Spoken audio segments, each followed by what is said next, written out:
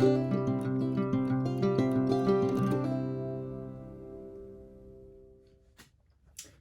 and welcome back to another review with me, Kevin, from Kevin Grant on Whisky.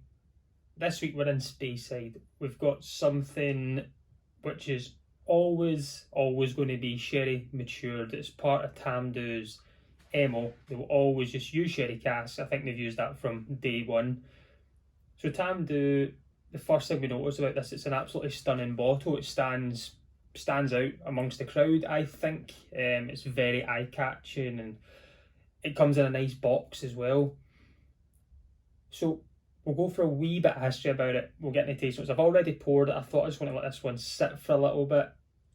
Got to sit in a glass, got a wee topper on it there. So we'll get into some cool kind of stories. The 12-year-old here is exclusively in first fill and second fill sherry Oloroso. The cool thing that they do about this as well, they use European oak and American oak, so both are seasoned with sherry Oloroso. So you get some different flavour profiles. European sherry can taste slightly different, sherry oak can taste slightly different compared to American sherry oak. So I'm expecting a little bit of spiciness and a little bit of sweetness as well. I think the combination will be really good. They've been doing it for 150 years, so I expect it to be down to a T.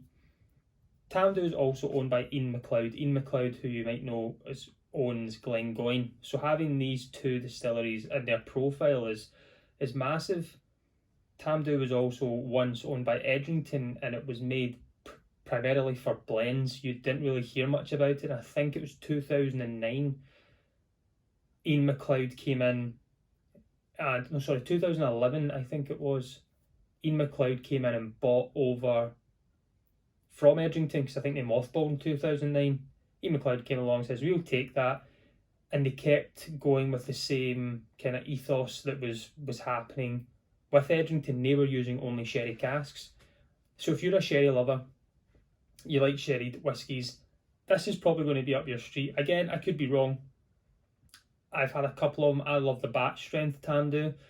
I think it's absolutely beautiful stuff. Just got that real nice kick to it. So this is going to be slightly watered back, 43%. It is natural colour, which is good to see, but I think it's chill filtered, because on the bottle it doesn't say non-chill filtered. But we look at this, 12 years old, Speyside Distillery, sherry oak only. So we're looking at that, and on the back it tells me exclusively matured in sherry oak cask, natural colour, but doing a little bit of digging, American and European oak we've got in there.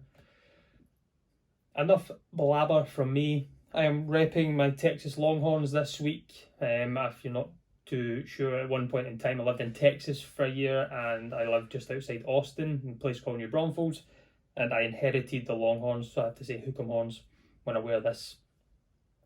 I went to one of their games, college games, and they got beat, so I don't think I'm invited back.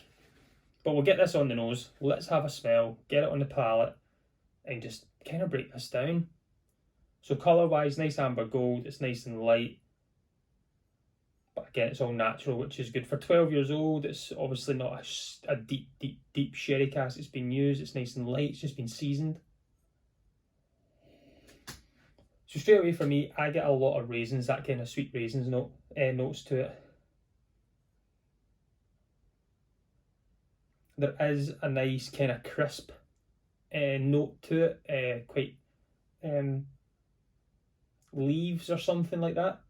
But raisins, there's a kind of vanilla caramel coming through, but it's not too prominent. The raisins really kind of take over for me. It is a very typical sherry note that I would, if I was to smell something blind, I think I could pick out it was a sherry cask. But don't quote me on that, don't try and trick me out, because I probably will mess up. So raisins, kind of fresh leaves, caramel, and vanilla notes on the nose. But it's light, it's mellow, it's an approachable dram. We'll get it on the palate. Slange everyone.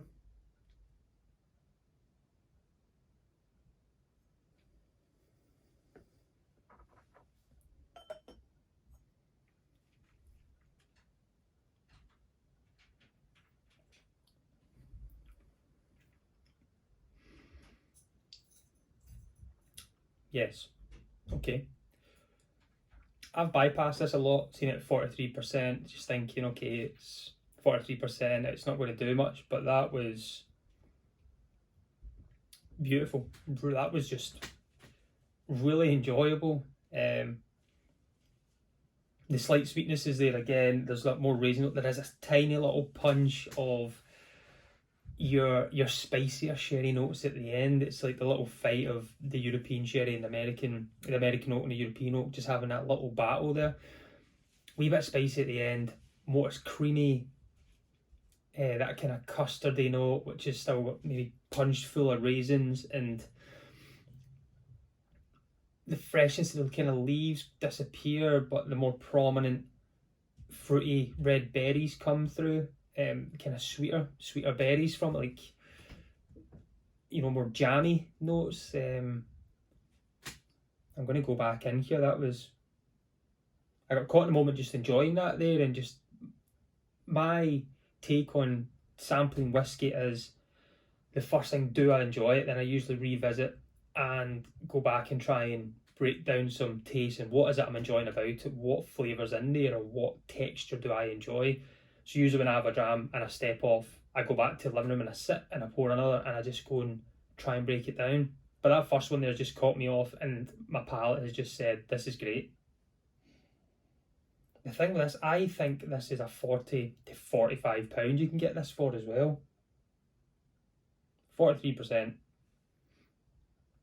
It's just smooth is probably the best way to describe this.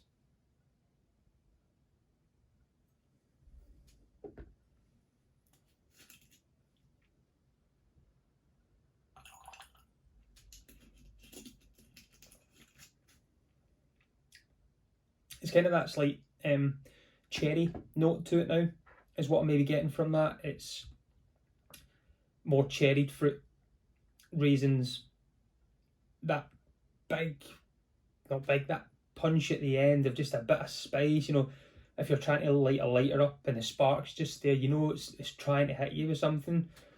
But I think the kind of sweeter sherry notes just overpower it. It's a really good balance. I've seen it, I just added a tiny sprig of water just to try and see what this will do. I don't think it will do much because it's already at 43. I do feel like I can get a bit more like sweet wood now, maybe on the nose. Maybe that's something that was bypassed. I don't really feel the water's done much to it, but I think that's just another flavour that's coming through. We'll try it on the palate now with this little ding of water.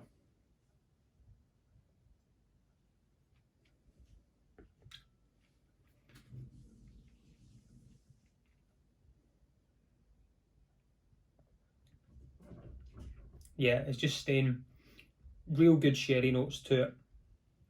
Unbelievably well balanced. Sweet, but a wee hit of spice at the end. Fresh, clean. It's a very easy to go to whiskey. You know, I'd call it premium to go to. £40–45. Would I buy this again? Definitely. I think this is one, if this gets finished, you would restock on it. I've really enjoyed that. I didn't expect to enjoy it as much because of the ABV and things, but that's great. If you're liking something sherry, easy going, but just full sherry maturation, I would highly recommend this. I do remember trying this, I think it's a Dalbally, which came out a couple of years ago, and it's probably my favourite Tamdhu expression, which was sublime, to say the least. As you can see, I've got some left. I'm going to sit back, I'm going to enjoy it, and just enjoy my night.